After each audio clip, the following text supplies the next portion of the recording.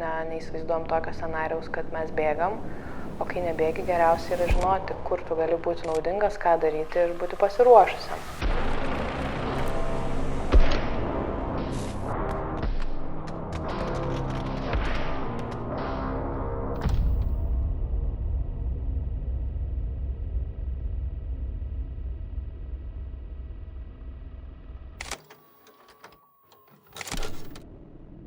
Pasirinkau mediciną.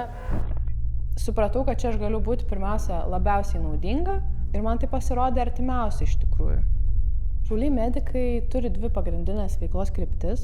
Tai pirma yra dalinti žiniomis ir mokyti tiek civilius asmenis. Ir kita veiklos kryptis yra tiesiog jau treniruotis, vykdyti skiriamas užduotis įvykus dienai X.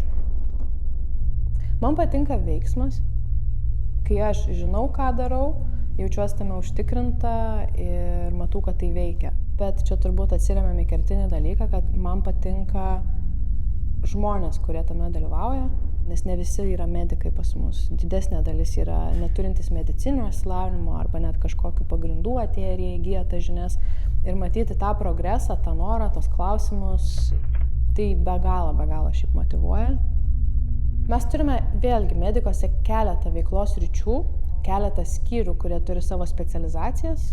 Tai aš priklausau būtent stabilizavimo skyriui. Pagrinde mūsų kaip skyriaus tikslas yra, mes gauname sužeistąjį, jį stabilizuoti, tai reiškia užtikrinti visas gyvybines funkcijas.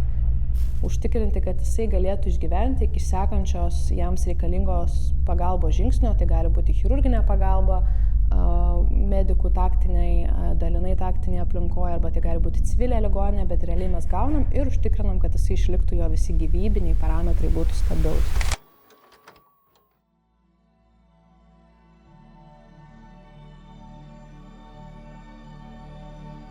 Truputį filosofiškai, bet kiekvieną dieną mes renkamės. Visada tam, ką valgyt, kur eiti, kur būti. Taip, atsitraukus nuo tų mažų situacijų, kiekvieną dieną mes kiekvienam savo sprendime renkamės šviesą arba tamsą. Visada yra geriau daryti, eiti, kilti. Visom prasmėm ir filosofinė ir perkeltinė